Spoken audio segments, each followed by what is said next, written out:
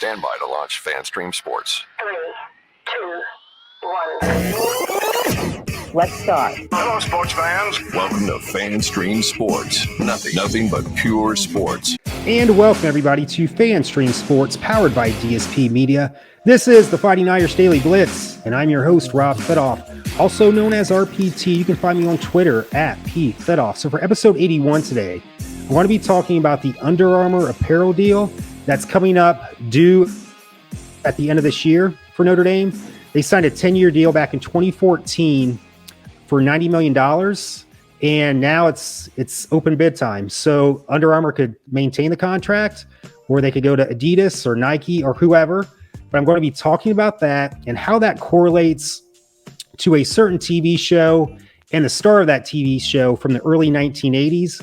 When I started this podcast back in June of last year, I said we would have some pop culture references from time to time. Well, here's that one of those podcasts that we have that. But first things first, a quick update on the lacrosse for both men and women. The men, they played this Sunday, 2:30 on ESPNU. They play Johns Hopkins. We are favored to win that game. So hopefully we win and go to the Final Four. I repeat, the men's lacrosse, 2:30 Eastern Standard Time this Sunday on ESPNU. Unfortunately, yesterday, the women's team lost to Boston College. I couldn't watch the game live. I worked during the day, so I DVR'd it, watched it last night. It started out pretty good. We were up 2-1, but then we ended up losing more or less by a football score, 20-6.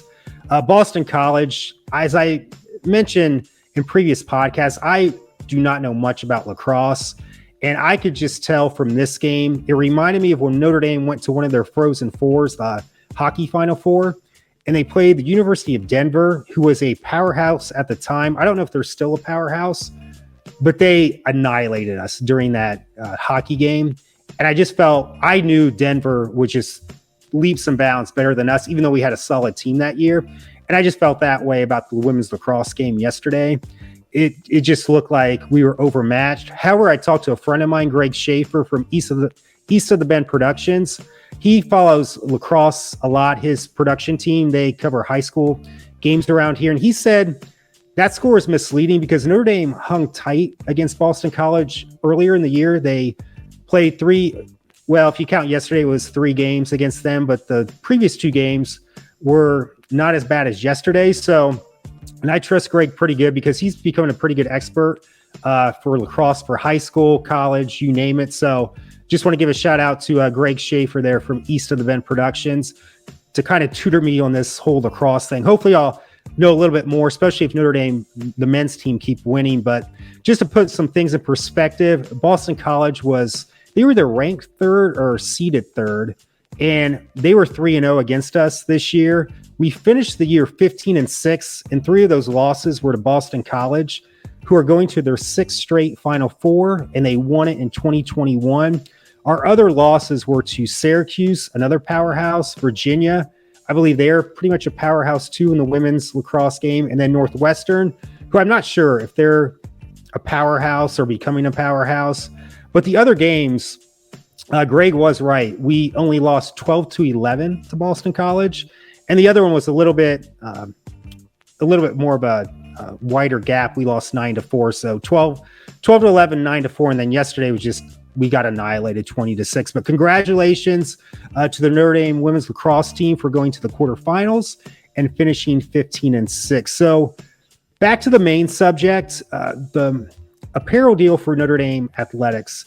It's been with Under Armour the last 10 years. At the time, it was the biggest, one of the biggest signings, if not the biggest signing ever for a sports apparel company to sign a college program. However, that contract's up at the end of this year. And to me, the biggest, I could care less what things look like. I mean, I don't like really busy type of stuff where you have all these, fancy zigzag designs and all that type of stuff. As I get older, if it's my birthday and someone wants to get me something or Christmas, what kind of Notre Dame gear do you want? Just anything basic for me. I don't, as long as it says Notre Dame on it, I'm going to wear it. But I don't like the whole type of busy type look to things. NFL is getting ridiculous at times with some of their uniforms. They got the ziggy zag. I don't know if that's even a term they use for numerals, but I like the old school block numerals. If you look at the Steelers, they switched up their uniform. Their base uniforms are pretty much the same, but in 1997 they went to these little kind of curly type, what I call zigzag for the numerals, and it's just not the same. And on special occasions like this year, it was supposed to be the night that Franco Harris had his number retired for the anniversary of the Immaculate Reception. Tragically, he passed away a couple days earlier unexpectedly, but they wore those old school black or block numeral, old school block numeral uniforms is what I'm trying to say there. And to me, that's just nice and clean type of look right there. So for me, I could care less about what the apparel is going to look like. My biggest concern for the Notre Dame athletes is their safety. And that is obviously with the shoes. I've heard good things and bad things about Under Armour, but the same with Adidas and Nike. If I was any one of those three companies, I would make the pitch to Notre Dame to say, hey, look at our statistics right now. Look how many injuries we've had, and obviously they're going to try to promote, they've had less injuries than other companies. I don't know any of that data, to be honest with you, but if I'm with Nike, Adidas, or Under Armour, and I got to go in front of Notre Dame's athletic administration, I want to say, hey, look how safe our product is, especially our shoes, and your athletes are going to be safe. That's the number one pitch I would make. And to me, that's my biggest concern.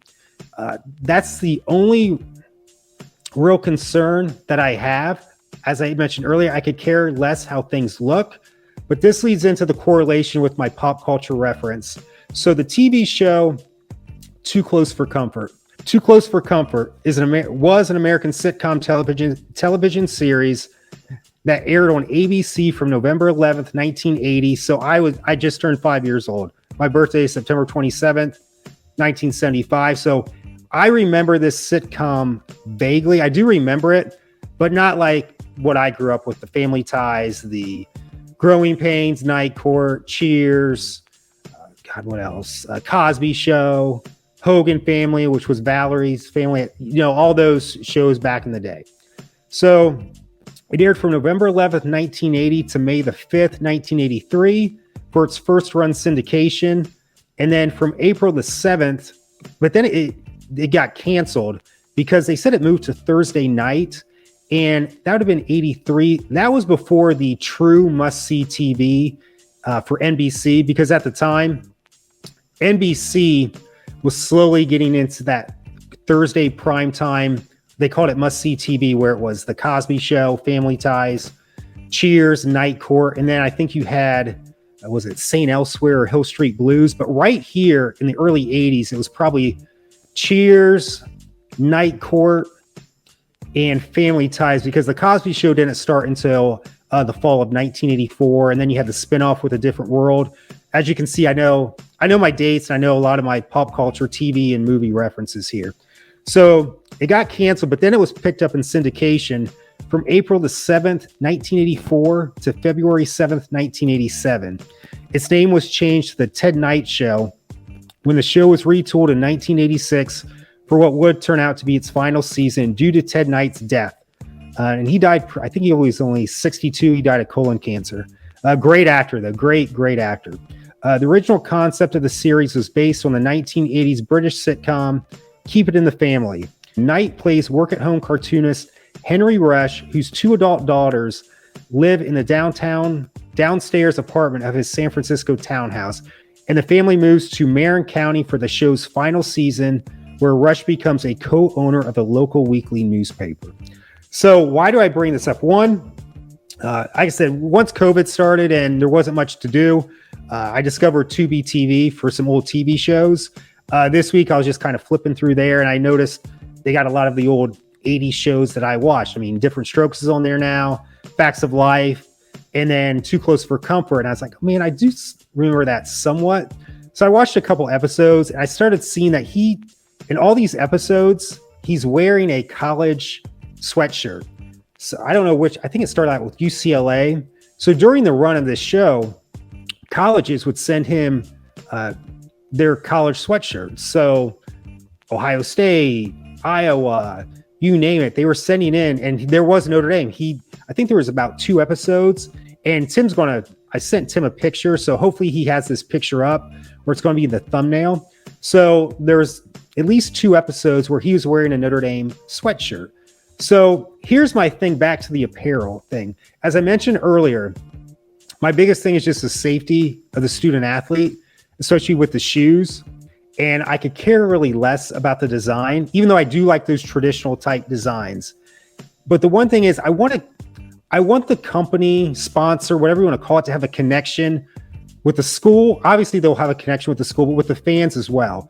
Back when I was growing up, and I know things aren't going to go back to the 1980s, you had so much more of a connection with the products you bought, the TV shows you watched.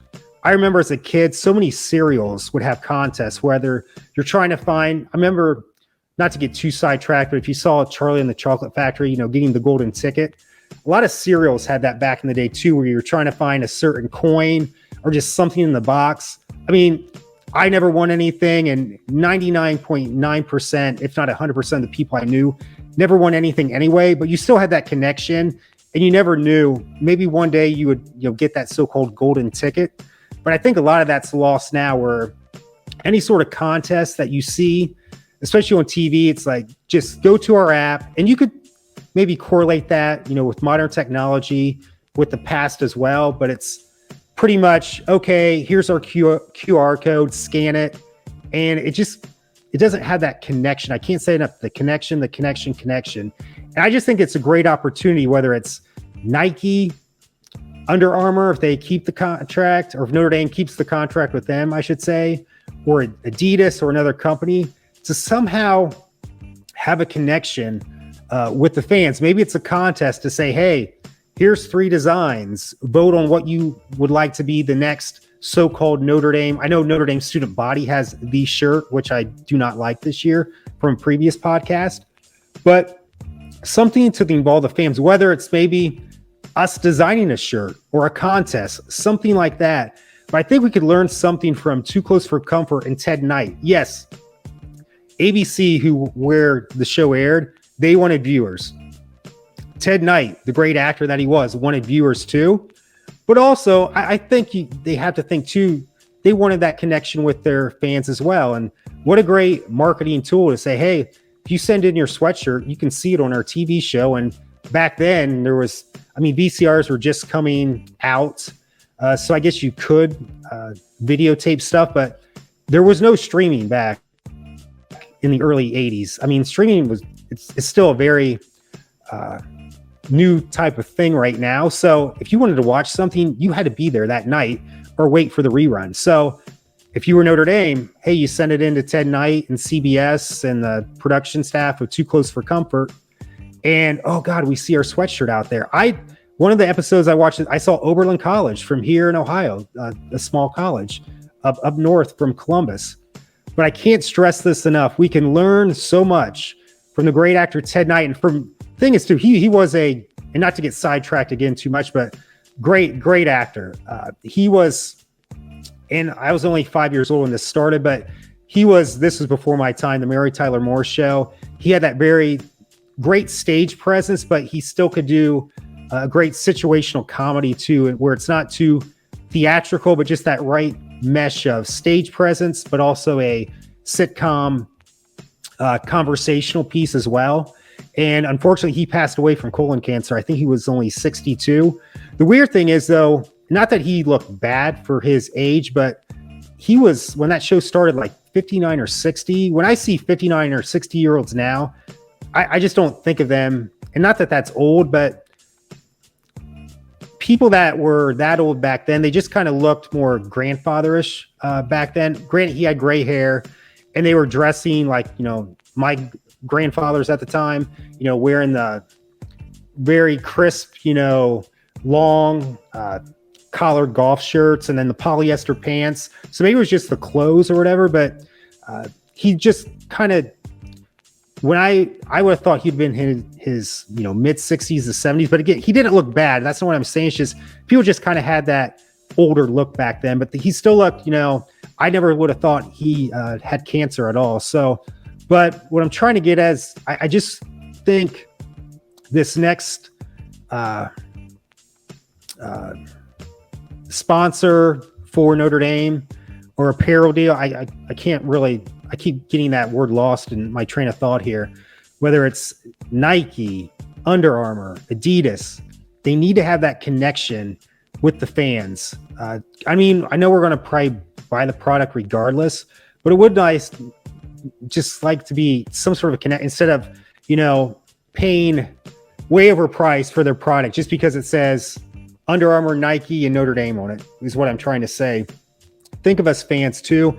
That may be wishful thinking, but at the same time, hey, I just thought I'd bring this up because a lot of people were doing podcasts last week on this whole apparel deal.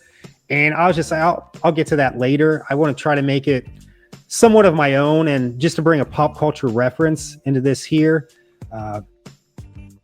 That's what I'm trying. Oh, here, this is what as I was losing my train of thought there. So Ted Knight, and this is just kind of a side thing too. I really didn't know. All I really knew him from was this show. As the older I become, Mary Tyler Moore, but I really never watched that show because I don't even know if I was born yet. But right when this show started, it was right after Caddyshack. And I finally watched that show a couple years ago. I thought it was okay. It's kind of the same thing with Animal House. Maybe I just watched it too late in the game where I've seen other movies that have done that type of humor before, where it's like, I've seen that before. This is nothing new to me, but they were the original to do that. But he was one of the big stars from Caddyshack. And I just kind of want to people are going to think I'm nuts right here. And I think I was 12 when I saw Caddyshack 2. And I had not seen, I think I saw Caddyshack probably 5 years ago for the first time ever. And maybe I'd have to see Caddyshack 2 again just to kind of get my reference point. But I think Caddyshack 2 is better. People are going to say that is blasphemous. I'm full of shit for saying that. But to me, there's just some of these sequels where I think it's better than the original. And people think I'm nuts despite being the so-called movie TV expert that I claim to be. But I just wanted to make that quick reference for both Ted Knight and Caddyshack. I thought I liked Caddyshack 2 better. So I know it's going to be blasphemous right here. But anyway, to sum up, I just think this is a really good opportunity for Notre Dame and the next, I keep saying sponsors. There's got to be a better word for that. What would be the, I'm just going to keep saying sponsor. There's another word I'm missing here, but whoever is the apparel company for Notre Dame going forward, I just think it'd be great to have that connection with the fans. Whether it's something kind of like what Ted Knight was. I mean, I know you really can't do that, but just some sort of connect. And here's the last thing too. If you look at, and maybe Tim will have some photos here, or you can just look online, Too Close for Comfort, Ted Knight college sweatshirts. I know I said I really don't care how things look as long as they're not too busy. Well, those sweatshirts that he was wearing were very traditional, even for the early 1980s, just very clean. I saw an Ohio State one watching an episode the other night. That would be great for this new apparel, for the new apparel deal, whether any company, for whatever company it is, to have them use like a retro type, old school look. And maybe that could be part of this so-called connection to us, whether it's a contest where we submit our ideas or whether they have five selections and we select which one we want to use or which one we want to be the official retro sweatshirt, kind of like what Ted Knight was wearing in Too Close for Comfort. So I will shut up. I hope you enjoyed this with the pop culture reference. Check out Too Close for Comfort. I may keep watching. It's only a half-hour show. It's only, I believe it aired from, it was pretty much about 6.5 seasons, but with only 30 minutes. It doesn't take you that long to go through. It's on Tubi TV right now for free. That's a free plug for Tubi TV. Maybe they'll become a sponsor for FanStream Sports. Who knows? But anyway, thank you so much for joining me for episode 81. And as always, go Irish.